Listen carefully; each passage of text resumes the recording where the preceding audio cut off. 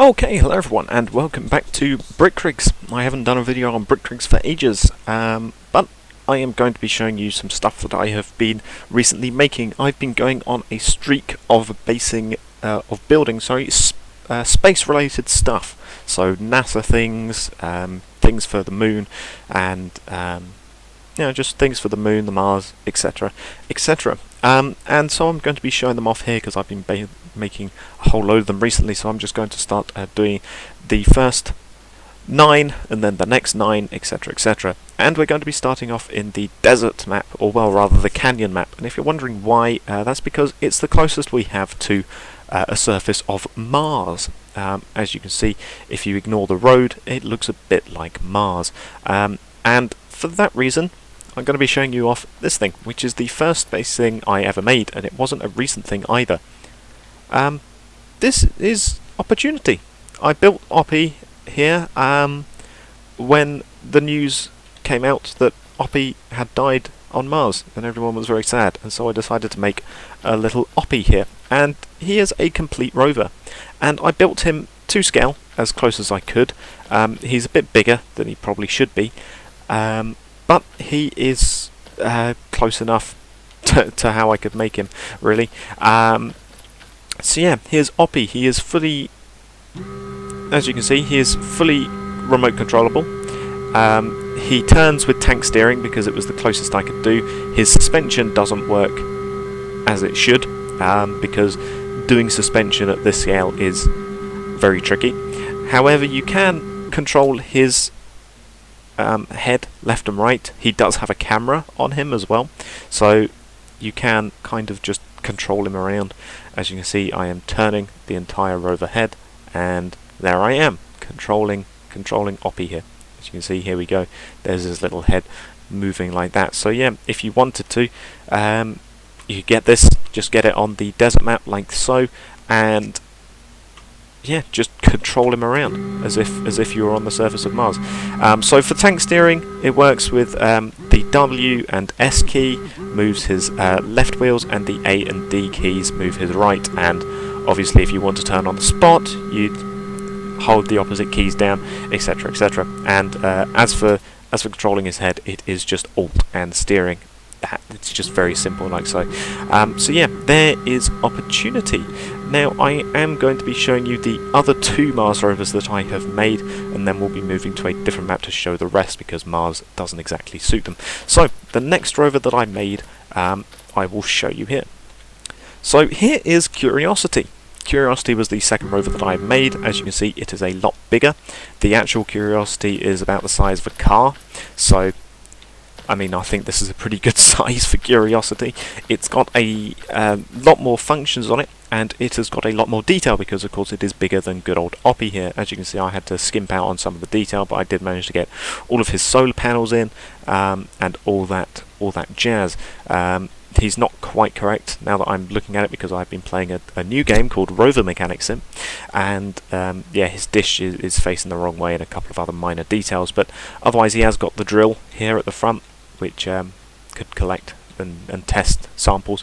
Curiosity has of course got a bigger drill and a bigger camera, etc., etc. on him. But as you can see, my seat has fallen over. But otherwise, Curiosity is also fully robotic. You can control him from the seat.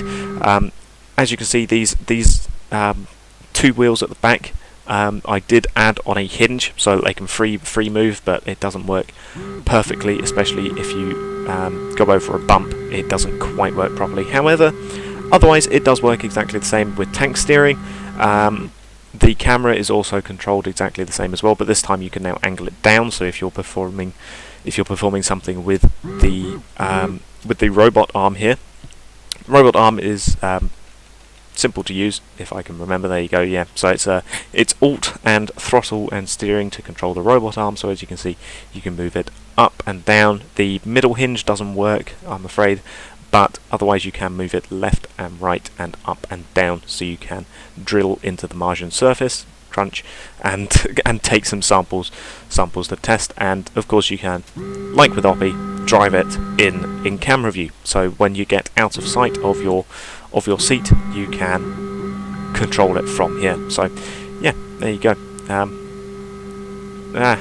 Why is it doing that? Stop. Curiosity. There you go. So yeah, there's Curiosity. As for the final rover, you can probably guess where this is going. The final rover is little Sojourner, the first Mars rover, and this thing is tiny, and so I've made it tiny. I originally built the solar panel the wrong way around, but I have, as you can see, fixed that, and well, yeah, it's little Sojourner. They don't move very fast because they are rovers, the actual rovers. Opportunity travelled a marathon and a bit in something like 12 years on Mars, so yeah, they really don't move very quickly. But that doesn't really matter here because you can just change the actuators if you wanted. There's even less controls than Opportunity with Sojourner because Sojourner didn't really have that many moving parts, it just had a fixed camera at the front, so that's what we've got here. As you can see, I could probably fit Sojourner underneath Curiosity if I was to have the patience and time to travel underneath. But otherwise, just like the others, it is tank steering. It's got tiny wheels for the tiny rover. The solar panels are now the correct way around. It's got the aerial, which it's actually in the wrong place now that I'm thinking about it.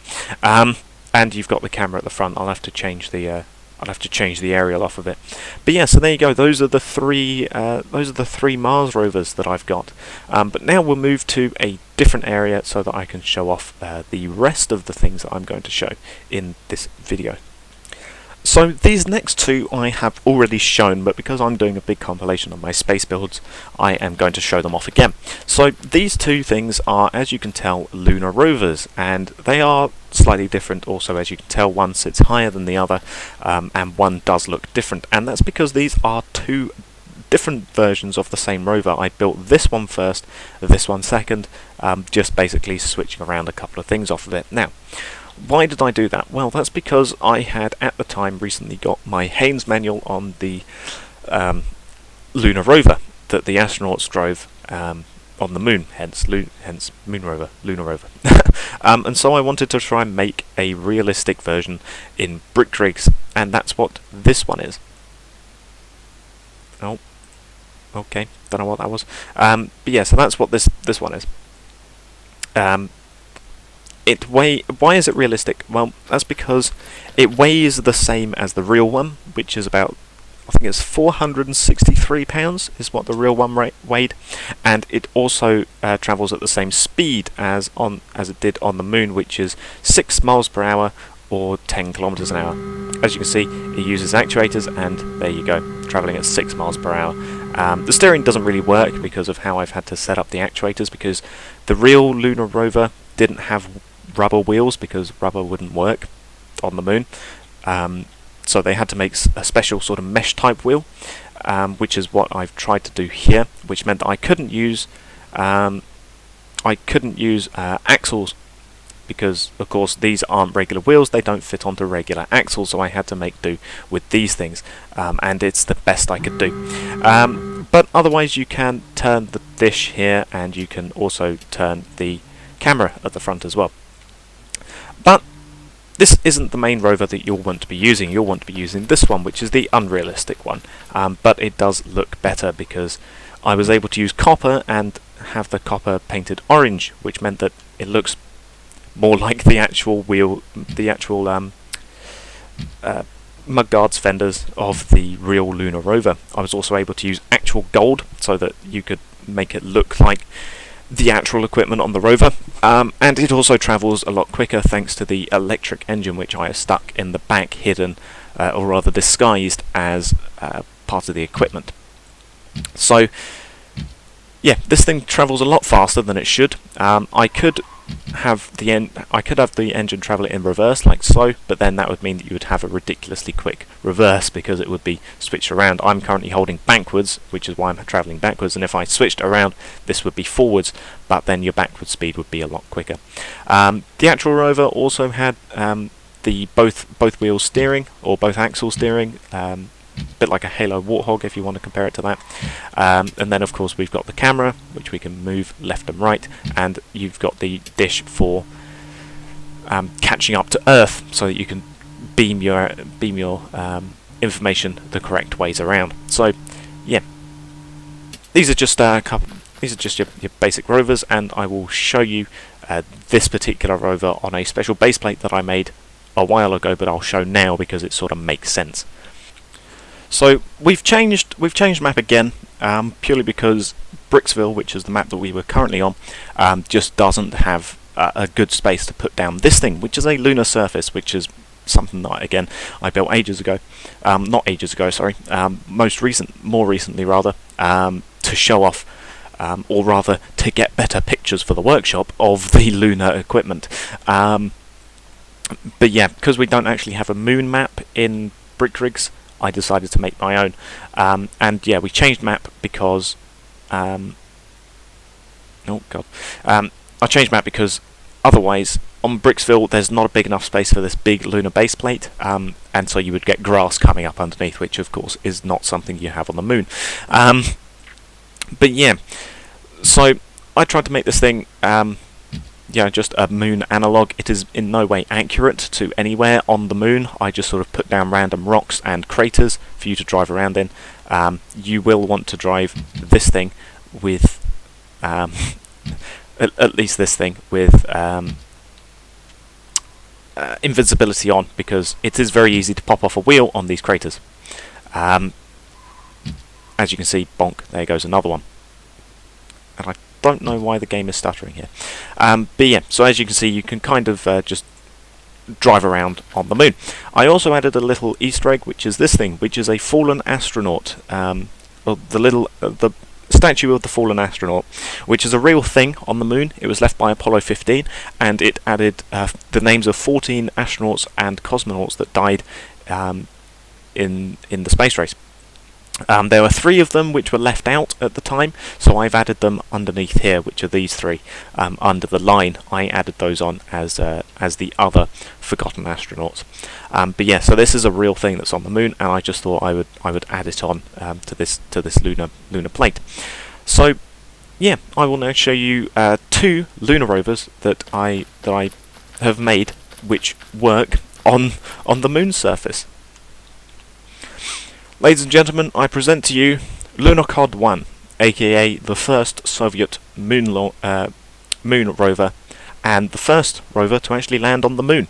Because in the space race, funnily enough, the Soviets were the first ones to do everything except land a person on the moon.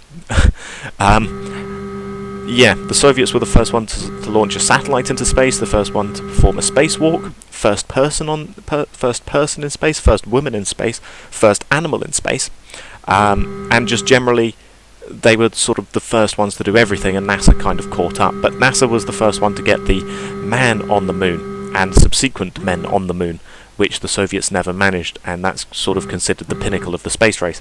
However, Lunar 1 was the first Soviet lander, the first one to land on the moon, and the first one to drive on the moon. And as you can see, just like the others that I've got, it is a fully automated, well, fully remote control rover, and you can open and close the dish on top, the solar panel, which I will currently close a bit because it makes it it makes it very difficult to try and get up these slopes, but it can get up the slopes, as you can see. Come on, there you go. It takes a while, but you can get it up. As you can see, it has got a camera mounted in front, behind where the 2 little eye stalks are, and as you can see, we can just about make it up. Might have to change the placement of the wheels here, but it can make it up this, because I've done it before, but it doesn't want to do it now, damn it. Come on, Lunar Cod. Make the Soviet Union proud. Nope, it doesn't want to do it. It does make it up. As you can see, it can go up slopes. They can't be too steep, but it can make it. Maybe if I use the rock to boost myself up. Oh, go on. Go on, go on, go on. Hey, there you go. So yeah, it made it up. As you can see, it may take a while, but you can make it up. If I tried to do it with the solar array open, yeah, that would not happen because it makes it very, very top heavy. and it will fall over. But you can otherwise drive it back down the slope, and you can drive it... down we go. And you can drive it down the slope, around the moon surface, etc, etc. So yeah, you've got the lights on front, which do turn on, as you can see. From first person you can't really tell, you kind of can. But yeah, and then you've got sort of, I think, this thing was like a weird sort of drill thing, and this thing was something else, maybe an antenna. I'm not too sure about what parts go onto this Lunar Rover. But yeah, so there you go, Lunar Cod 1, and if you thought Lunar Cod 1 was cool, after I built Lunar Cod 1, of course, I built Lunar Cod 2. Lunar Cod 2 was a different looking rover, but once I'd actually figured out that this thing was an engineering nightmare, may I say, to try and make, especially a small one. I know that someone on the workshop, a guy called Soggy, has made bigger versions of these rovers that you actually sit in and drive around like a car, but of course I wanted to make them a proper rover scale. So the actual wheels, if you're wondering why the wheels look funny, it's because they're mesh, and we don't actually have any sort of mesh in brick rigs, but that's why they sort of look, they've got this glass and funny looking red texture. That's the closest I could do to mesh. I've used it before a couple of times, but this thing, it's got, the lights have been changed a bit, it's got a proper big external camera, and it's also got these two things as well, which I think are separate cameras. But yeah, this thing you can also drive around. It is, for all intents and purposes, the same as Lunar Cod 1. It just looks different. That's the only differences between these two. So of course, once I built number 1, I built number 2, just to get the two of them out of the way. But yeah, just like the other one, you can drive it around, and it is perfectly fine, fine and dandy. As you can see, it just drives around perfectly fine. So yeah, those are the two Lunar Cod Lunar Rovers, as you can see. And if you're wondering why I'm not doing this in the space map, because there is a space map in Bricktrigs, just not a moon map. If you're wondering why I don't do this, because things don't work in space. It looks better in space, and it's a good place to take screenshots, but for actually driving them around, you need gravity, because the wheels just won't catch on anything, because of course in the space map you can't add your own gravity. So I'm having to do this in an Earth map, which doesn't quite look as impressive, but it works for actually driving them around, so you can just imagine that they're on the moon. But yeah, I will now show you the final two creations of the video back in Bricksville again. So yeah, Saturn V. I decided to build a Saturn V after I'd finished the two Mars rovers, the Curiosity and Sojourner. I decided to make this, which is of course the Saturn V. It's the biggest you can do. This thing actually spawns diagonally, because it was the only way I could fit the entire thing in the editor. So yeah, this thing somehow came out of this hangar. No, I don't know how that works. As you can see, the base plate is not ideal.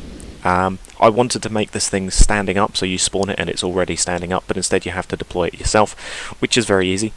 It uses the pitch controls, and I can't make this thing raise any higher, otherwise it breaks, because Bricktrigs physics doesn't like this sort of stuff happening. So yeah, it's not exactly a mobile launching platform like NASA uses. Instead, this is just a big old base plate made out of tungsten, so that it doesn't break when you spawn it in, and so that it can take the weight of the rocket. But as you can see, the rocket raises up to a 90 degrees angle, and it's not quite touching the ground, which is fine for launching. As you can see, it is one tall rocket. It doesn't stage like the real one. That was just too much hassle. I had enough problems trying to do this thing. I did at least get the writing of USA on the side of the rocket here. It's not quite correct. As you can see, it's a bit off-center, but it works well enough for its purpose. You've got the Apollo module, which would be up here, and as you can see, it's got two seats. You've got you and a passenger seat. And for actually launching this thing, it's very simple. You just disconnect it and away you go. I did that wrong after I said it was so simple, which is why it's now leaning to the side. But you can launch this thing straight up, and it will go straight up. This thing was just turning from how I did it. But there you go. Big old rocket. You do have plenty of fuel in this thing, so you can go as high as you want. And it'll work perfectly fine. As for spawning it, it kind of does that. Because of how big it is, it doesn't like it. So instead you have to free cam it and just like that. There you go.